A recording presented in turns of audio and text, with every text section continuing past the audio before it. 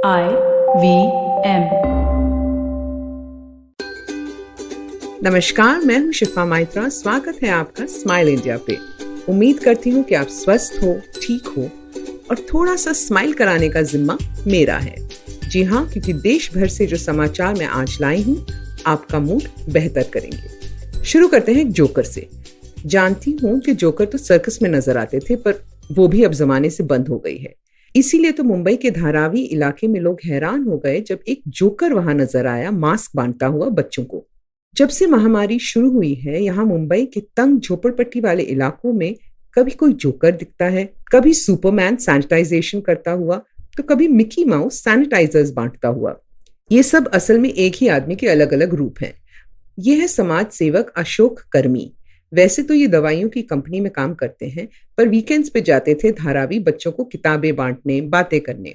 जब कोविड आया और वो घर से काम करने लगे, उन्हें लगा धारावी के दोस्तों के पास जाकर मास्क देता हूँ, उन्हें सोशल डिस्टेंसिंग समझाता हूँ। अपनी सुरक्षा के लिए उन्होंने पीपीई किट पहनी और पहुंच गए। बच्चों ने उन्हें पहचाना नहीं और डर गए कि ये आदमी किसी पेशेंट को लेने आया है। अशोक ने घर जाकर नई तरकीब निकाली। साथ ही अपने पैसों से सामान लिया सैनिटाइजेशन का और तय किया कि काम के बाद रोज शाम वो स्लम्स में जाएगा और पूरा वीकेंड भी इसी काम में लगाएगा। अब बच्चे जोकर से बात करके खुश थे। उनके दिए गए मास्क पहनने लगे, हाथ धोकर उनसे इनाम पाते, उनके साथ जाते जब वो इलाके में सैनिटाइजेशन करते। साइन की बस्ती में सभी खुश हो गए जब डोरेमोन ने बच्चों के बाल काटे और सबको मास्क दिए। बिना किसी लालच के 1.5 साल से ये काम कर रहे हैं अशोक कर्मी। उन्होंने मुझे तो सिखा दिया है कि हिम्मत हो तो हर कोई सुपरमैन बन सकता है। अब रुक करते हैं बिहार के मुंगेर इलाके की ओर, जहां रहती है मशरूम महिला। जी हाँ, बीना देवी को लोग इसी नाम से पुकारते हैं यहाँ। और इस साल जब उन्हें राष्ट्रपति ने नारी शक्ति पुरस्कार से सम्मानित किया, तो बहुत सी महिलाओं को लगा कि उसमें उनकी भी जीत है। सिलसिला शुरू हुआ कुछ साल पहले, जब बीना देवी ने पाया कि उनके गांव में महिलाओं की अपनी कमाई ही रास्ता है उनके आगे बढ़ने का। फिर उन्होंने जानकारी हासिल की कि मशरूम कैसे उगाए जा सकते हैं और अपने ही घर में कोशिश की। काफी वक्त लगा, पर जब वो 1 किलो अपने बिस्तर के नीचे उगा पाई, उन्हें हिम्मत मिली। स्थानीय एग्रीकल्चर कॉलेज में दाखिला लिया और पढ़ाई के बाद आकर मशरूम फार्मिंग शुरू की। आसपास की औरतों को भी सिखाया और जल्द ही काफी औरतें आत्मनिर्भर हो गईं। अपने बच्चों की पढ़ाई का खर्च उठा पाईं। बीना देवी को गांव का सरपंच बनाया गया।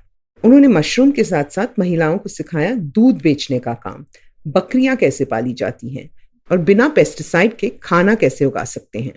इस एक औरत के साहस ने कितनों के जीवन बदले।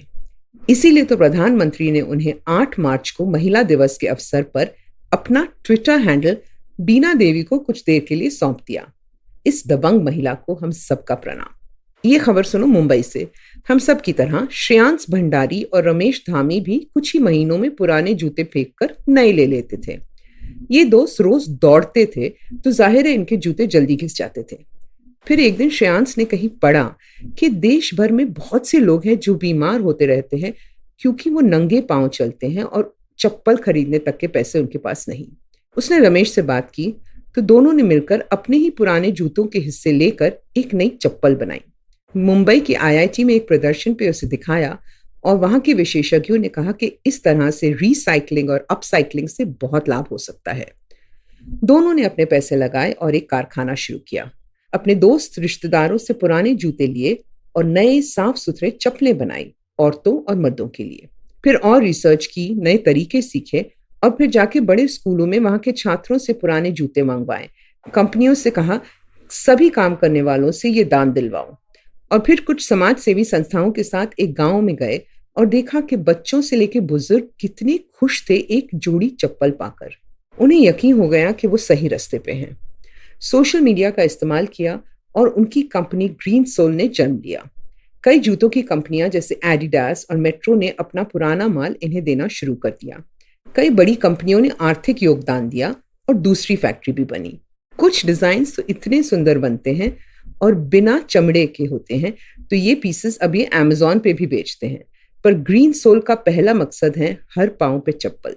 तो अगली बार आप भी चप्पल, सैंडल, बूट से बोर हो जाएं, तो ऑनलाइन जाकर पता कीजिए कि कैसे उन्हें ग्रीन सोल तक पहुंचाया जाए। एक कदम तो आप भी ले ही सकते हो, किसी की लाइफ बन जाए। ये किस्सा सुनो झारखंड के दुमका जिले का। यहाँ एक गांव है जिसके स्कूल के मास्टर सपन कुमार बड़े चर्चा में हैं। छोटा गांव है और सभी बच्चे स्कूल जाते थे, पर जब महामारी आई तो सबको घर में रहना पड़ा। सपन कुमार को पता था कि ऑनलाइन लर्निंग यहाँ मुमकिन है ही नहीं। ना इनके पास स्मार्टफोन है, ना कंप्यूटर। उन्हें फिक्र थी कि ये बच्चे पीछे रह जाएंगे, तो उन्होंने एक तरकीब निकाली। हर बच्चे को सामान दिया और कहा, इससे झाड़ू बनाओ और एक चटाई। फिर हर घर के बाहर एक छोटा सा ब्लैक बोर्ड लगाया और टीचर्स की मदद से गांव की हर दीवार पर पाठ पेंट किए गए, सारे लेसन्स लिखे गए। अब खुद सपन लाउडस्पीकर लेके गांव में घूमते हैं और हर बच्चा घर के बाहर अपनी चटाई पे बैठता है और मास्टर जी को सुनता है, दीवार पे लिखे पाठ को पढ़ता है और जवाब अपने बोर्ड पे लिखता है। सोशल डिस्टेंसिंग पूरी है क्योंकि बच्चे घर की दहलीज पार नहीं कर रहे। सपन सर आकर बोर्ड चेक करते हैं और बच्चों की पढ़ाई बढ़िया चल रही है। अब मास्टर जी सभी बच्चों को अपने लिए चौक बनाना भी सिखा रहे हैं। कमाल के विद्यार्थी बनेंगे ये धुमका वाले। कौन कहता है जुगाड़ से फायदे नहीं होते। अब मुझे आज्ञा दीजिए। अगर आप इंडिया के बारे में और दिलचस्प बातें जानना चाहते हो तो फेसबुक पे मेरा पेज गुड न्यूज़ इंडियन ज़रूर देखें। मुझसे बात करना चाहें तो ट्विटर या इंस्टाग्राम पे शिफा माइत्रा है मेरा हैंडल। IVM पे और मज़ेदार पॉडकास्ट सुनने के लिए IVM का ऐप डाउनलोड करें या वेबसाइट पे जाएं या जहां भी आप पॉडकास्ट सुनते हो IVM को खोजें। IVM के सोशल मीडिया हैंडल्स फॉलो करें ट्विटर और इंस्टाग्राम पे। अगली बार तक अपना और अपनों का ध्यान रखिए। अब जब आप ये पॉडकास्ट सुन चुके हो तो अगर आप इसे अंग्रेजी में सुनना चाहते हैं तो वो भी मुमकिन है। स्माइल इंडिया हिंदी और अंग्रेजी दोनों में आता है, तो अपने सर्कल में ये बात बताना ना भूलें। I hope you enjoyed that show. If you aren't following us on social media, please do. We're IVM Podcasts on Twitter, Facebook, and Instagram. Would like to thank the sponsors on the network this week, Cred, Ciet, and Global Victoria. Thank you so much for making this possible. On Cyrus Says, Cyrus is joined by the hilarious and extremely charming illusionist and therapist Suhani Shah. They talk about different aspects of magic like sleight of hand, mind reading, mentalism, and more. The Habit Coach completed 500 episodes, 500, and Ashton has a special message for us on the occasion. Do check that out. We had Lekini Desai, founder of the India Ethnic Company, talk to Varun Digarala about their story and the Hutke marketing idea that made them popular. On Nankari, South Africa celebrated World Chocolate Day. They took us through the origins, history, economics of chocolate, and shared their memories. On Tere Mere Raste, Keshu Chaturvedi shares an interesting story from Leh. Check out an updated version of the Traveling Professor's Diary. It's now rechristened as Smarter with Sid. Same old brain filled with new stories and insights. This time, listening to know why you should keep things simple.